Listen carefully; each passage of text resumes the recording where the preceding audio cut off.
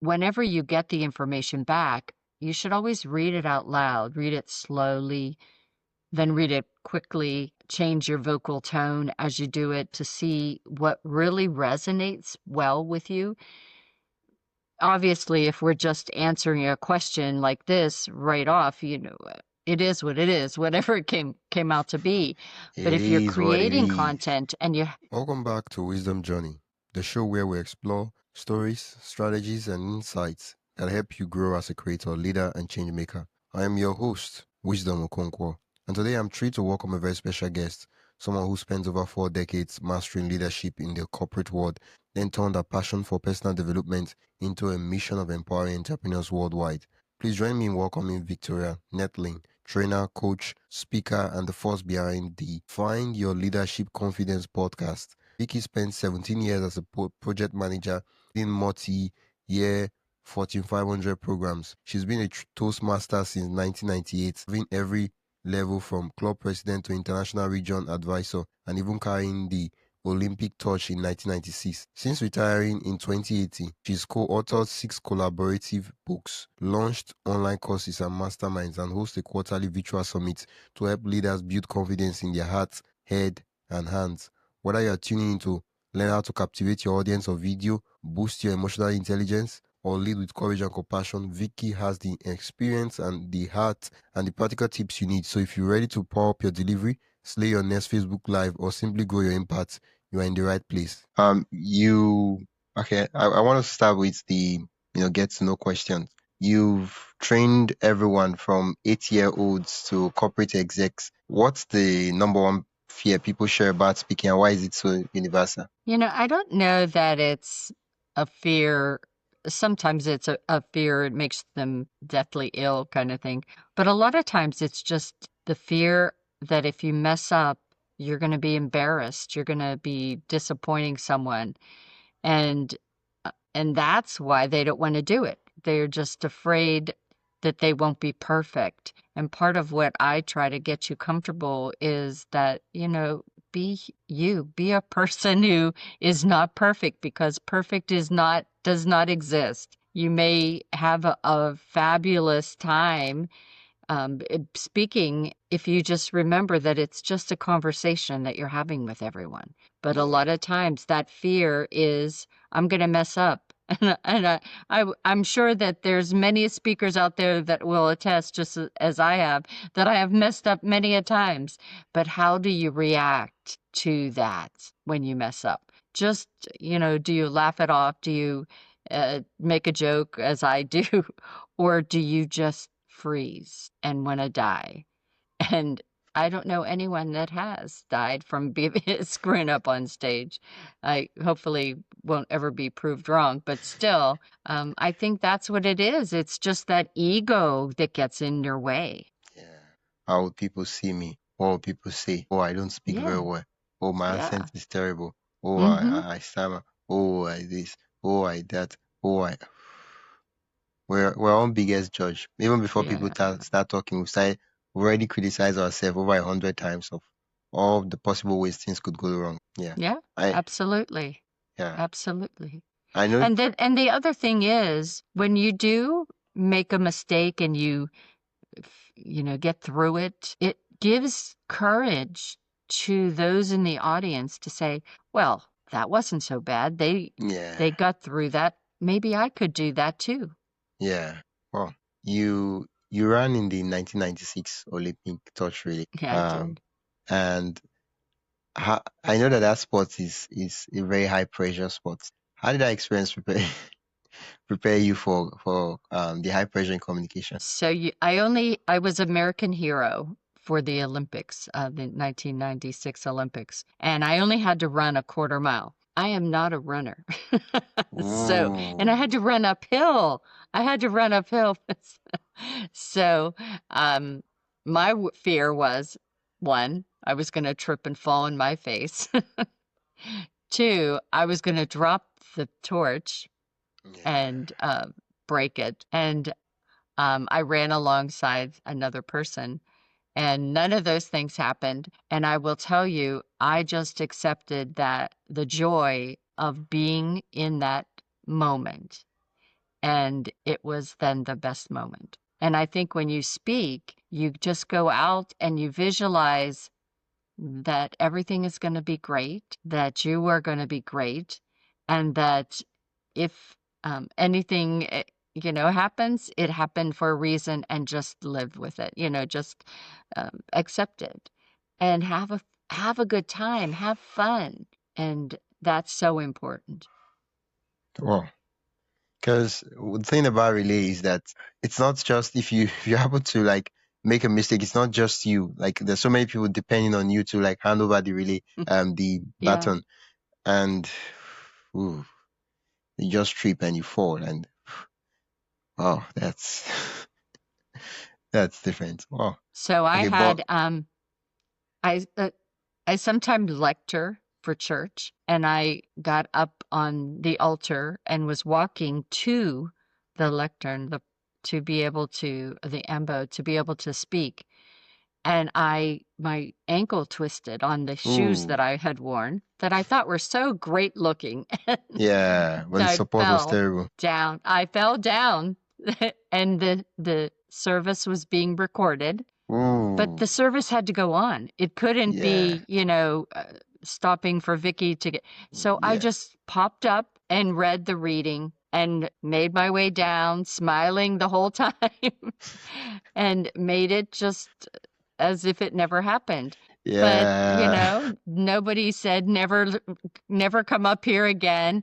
And they remembered all of the thousands of times that I've done it without any issue. And so I think that's what you just have to remember, that things will go wrong. But it, again, is just how do you react to the problem that's put in front of you? And yeah, my thing is to just let it go, yeah. Thank just you so like much they for say on sharing. the Frozen movie, let it For go. let it go, let it go. Yes. Ah, I hope they That's won't do right. copyright for singing that song. I don't know. Yeah, but okay. Thanks. Yeah, that's the trouble Oh, with creating content. You have to be careful. You don't say this. You don't do this. Yeah. I mean, especially when it goes for yes. live on YouTube. Thank you so much for sharing that story. Like now that I'm thinking, I'm like, oh, at least I did not fall down like Vicky. So I'm all good. I say, I mean, it could be worse than this, but we yeah, everything is looking Yeah, it well. could be. Yeah, yeah. I want us to Yeah. I could have knocked over one of the candles, started a fire.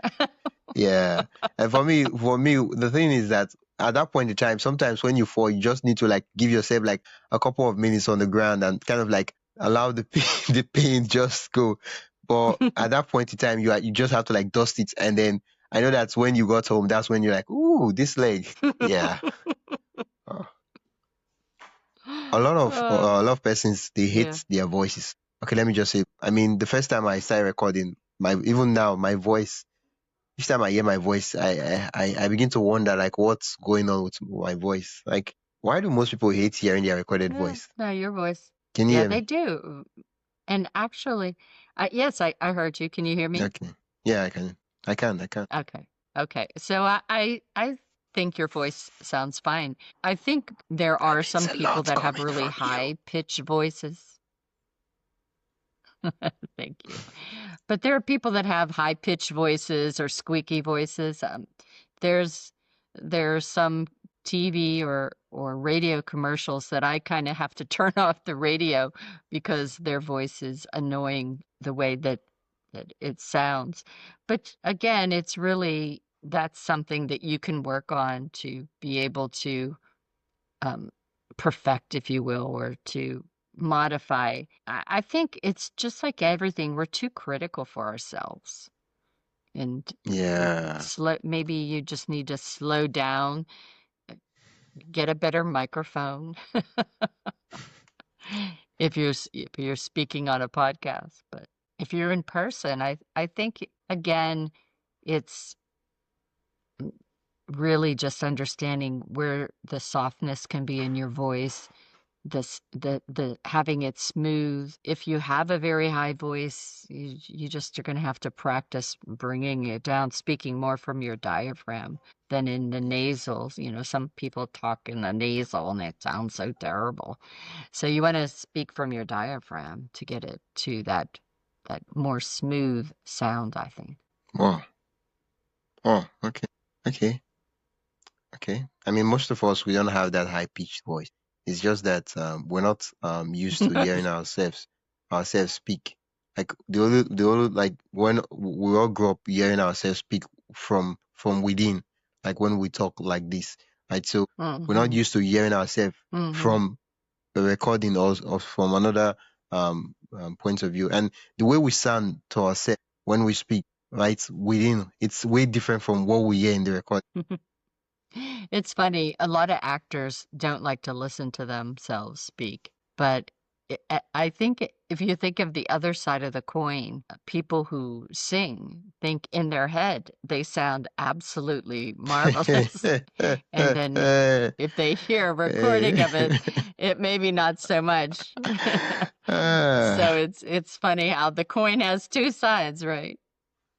Yeah. Oh, okay.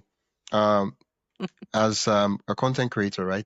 How can we really work on, getting to speak better in terms of camera or probably the podcast, but in terms of creating content in the digital world?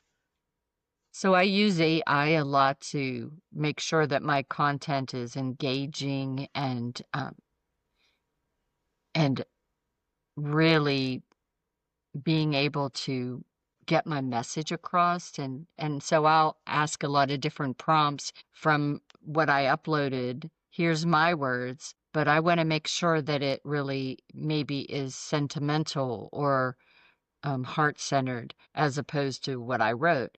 And then just whenever you get the information back, you should always read it out loud, read it slowly, then read it quickly, change your vocal tone as you do it to see what really resonates well with you. Obviously, if we're just answering a question like this right off, it is what it is, whatever it came out to be. But if you're It is what it creating is. content and that's exactly right. But if you're creating content and you want it to really reach your audience, I think that's where the magic comes in the practicing of the delivery of it. Because we all know that we can say something 5 different ways. The tone that we use will change the meaning of it. That's where the internet is always a problem because it's just words spewed out to us. And I, after in your mind, you thought it was read in one way, but the audience may read it in a far different way and be misunderstood, misinterpreted. So the same thing is as you deliver a speech, you want to make sure that you read it several times and see, okay, where should I emphasize that word? Because I want them to get that message that I have, the importance of it. If I just go quickly through it and then it just loses them. You want them to have time to think about what you're saying. And then, if it's a lighthearted thing that you hope that they will get the humor in it, again, that's another time where you should have a pause because you want their brains to really connect and say, oh, that's what they meant. So there's just no amount of emphasis enough on the fact that as we are developing our content, we need to think about who the audience is that we're trying to reach, what is the message that we want them to get, and how can I be the most impactful in the delivery of that. And that only comes from you practicing it. I will do Zoom meetings with just me on it to practice my presentations, just so that I can see, how do I look? What are my eyes doing? Am I smiling at the wrong time or am I not smiling at all? And I had somebody, because in my district leadership for Toastmasters, I was on stage a lot. And I had one person who used to sit in the front of the room just so that he could tell me, okay, you were too You're serious losing there, it. or you didn't smile. Right. And he was my monitor, you know. He would just put a big smile on his face as an indicator to me. You need to smile some more. People, when you smile, it's contagious, and you Yeah. really want the audience to have a good time. It's a good thing you mentioned that, because I was going to ask what are some of the body language, and one of the things I struggle with too Yeah. is making eye contact with the camera, and that for me it's like I'm always like I'm like I know Mm. this is the camera, I'm supposed to be looking this way, but then I end up looking at the screen, and I feel like when people get to see the whites of your eyes and make that eye contact, they feel like you're in the same Yes. room and you're talking to them, you see them, and then you're You're not right just there. like yeah or speaking to the other way. Mhm. And sometimes I'm always reminding myself, Yeah. and yeah, Yeah, you have to train yourself to do that. I always coach people and I recommend that you get an external camera that you can adjust to the height and different things of the yeah. situation So that you're in. there will be no But screen. I always tell them to, yeah, yeah. So to put a picture of a puppy or a loved one on the back of that camera, so you're actually looking at them, and it makes you actually feel more comfortable, more relaxed when you're looking at that rather than just looking at the dot. So you just want to Yeah, make sure that you you have that. And after you do it for a while, it just becomes practice. yeah, That, the only trouble is if you are speaking to a large Zoom audience, if you will, and you're trying to see the reaction of all the people, your eyes might wander, but then treat it as if you are in a meeting room in person. And I would look to the one side to talk to that group, and I would look to the other side to talk to that group, and then in yeah, the center type of thing. And so it's a little bit uh, awkward if you would try to get used to it. For me, I just always look at the camera because I think everyone then thinks that I'm looking at them. And yeah, as you yeah, said, it makes them feel like they're in the room with you. yeah. So just practice getting used to looking at the camera. Oh, thank you so much. You just gave us like a full masterclass on body language and some of the things to like make eye contact and all that with the camera. And right now I'm thinking that I'm just going to clip Yeah. that part and have it be a video on its own on YouTube. Yeah, But the thing is, that's why I do a free checkup of your setup, because a lot of people are not as engaging as they need to be on video because you can't see them, they're in the dark, their lighting's wrong, their sound is not great, their video is not great. And so people then just become disengaged. And you want yeah, people to just be hanging on your every word if you're the speaker, right? And yeah, so I do that free checkup of folks. yeah. Well, we've talked about voices, we've talked about body language and energy acts, and then you talked about scripting and using AI to like refine and revise the script. Um, Now, one of the biggest challenge a lot of persons have is that they're like, should I use a teleprompter or how do I? Not everybody likes Mm, to read a script word for word. So the question is, how do we remember and kind of yeah. like have talking points such that we don't end up rambling, yet we deliver on point? Well, first of all, I don't have a teleprompter. If I'm doing a keynote speech, all of my speeches only, even if it's 40 minutes, I only try to talk about 3 key points. So then each of those points, I might have 2 or 3 stories that help to emphasize those points, just as we've been doing today as I've thrown out all the different stories. Yeah, So when you're practicing, I'm not really memorizing word for word because you don't know what I wrote. It, the the key thing is, what is the story that I want to tell you? And how can I make sure that that story is succinct enough and clear enough that you'll get the message as to why it's tied to that key point? yeah, But people remember the story more than the point. So if you can continue to wrap around their brains that this is my message, this is my point, but let me tell you why it's important for you to know that, and that story will do that. So yeah, it's oftentimes the stories that you give are stories that you've lived, you've experienced. You don't have to really memorize it because you remember it. Yeah. So my practicing of that talk is really to just jog my memory about that event, that thing, that story, and then you just tell it as if you were having a conversation with them. I remind people all the time that if you go out to dinner with somebody and you're just having a conversation with them and you're just telling them about a time in your life, and you don't have to pull up a PowerPoint to do that. You don't have to have a script in front of you. You just tell the story, and it's Yeah. natural and it feels authentic, and that's what you want. So the only thing that I ever really read a script is the person's bio because I don't want to screw that up. Yeah. But other than that, yeah, and when I'm doing a workshop, I may use PowerPoint to show pictures again as that memory jog for me to remember the story that I want to tell you about that picture Yeah. and how it's tied to the point that I want to make. So Yeah. again, if you're doing a great big production and they have the teleprompter, I would just suggest that you practice reading online, reading in front of the camera so that you get comfortable in being able to read in a way that people don't know you're reading. And in this close environment, you'll see the eyes move as you go down and read the stuff. And so every time you move your eyes, you disengage with us. Yeah. So I just try not to use teleprompters or scripts as much as possible. Are you still there? Yeah, I'm still here. You can hear me, Okay. right? I can. Yeah. Okay. Well, I was. So I want that us would to, be my advice.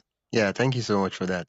Wow, this is like, I think I should be inviting guests that I've interviewed on my podcast more often again, because the conversation is usually less tense and compared to the first time.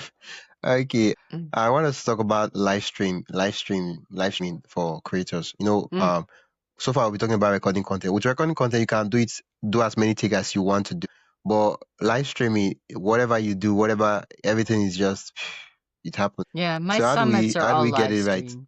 Oh, that's true. You're the best Well, person to first tell of us all, how do we get it right? just as, if you're going out on stage or if you're in person, it's only one take.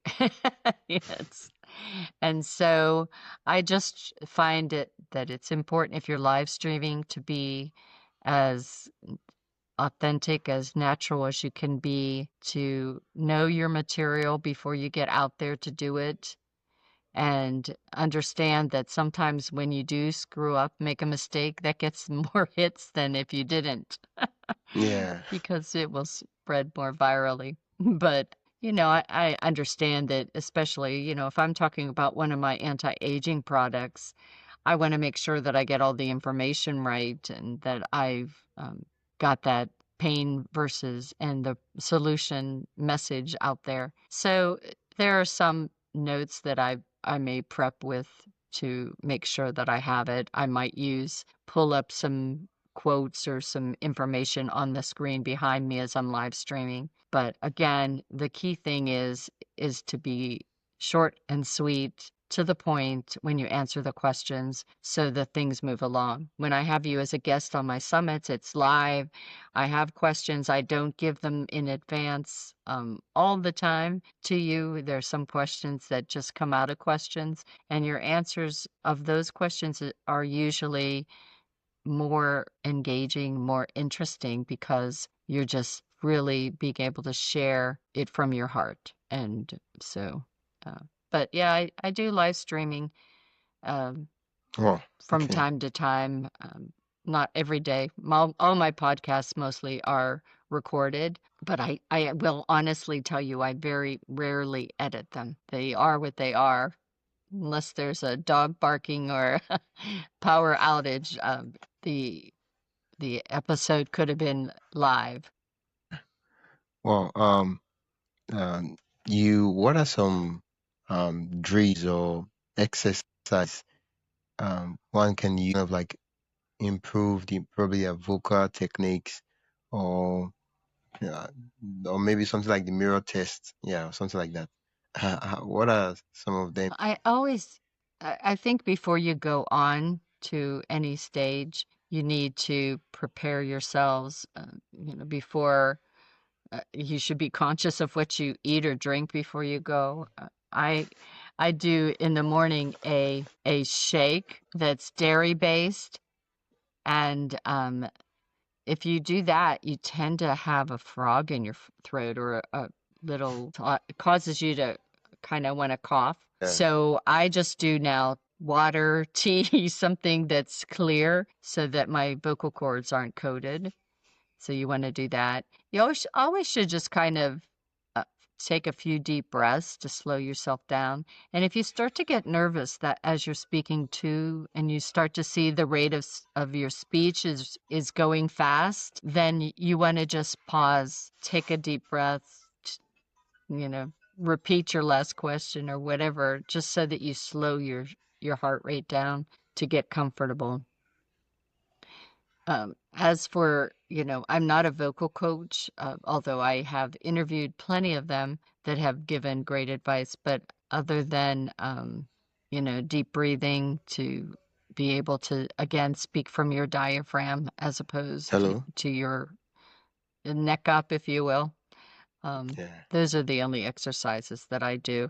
I would suggest if you get laryngitis, then there's some other things that you can do to help that. And we as speakers tend to sometimes get that. And so you can definitely make sure you just drink hot drinks, no cold drinks, because that constricts a little bit. And always have that cough lozenge to soothe it. Yeah, thank you so much for sharing that.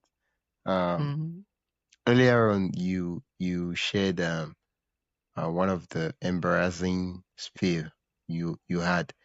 Would you say that's your most? One of the times I was speaking at my corporate office when I was still working, I had to speak at one of our management conferences, and it was being recorded, live streamed, as well as in person, 170 people or so.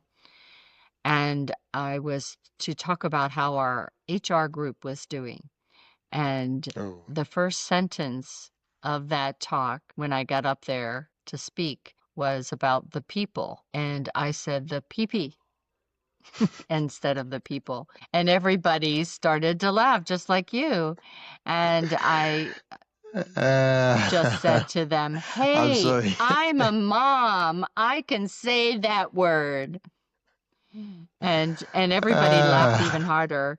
And I would say for the next 10 years, I had people tell me how they remember that talk out of any of the others because of the way I handled myself. So yes, and that was the start of my saying, hey, if it doesn't kill you or put you in jail, you should go for it. Yeah. Yeah. Yeah, that was pretty embarrassing at the moment. I like how you own. Yeah. Immediately I said, hey, I'm a mom. I can say that word. But, and most of the audience were men. And so, but they asked me to speak again after that. So I guess I did all right. Yeah. Yeah. Well, thank you so much for that.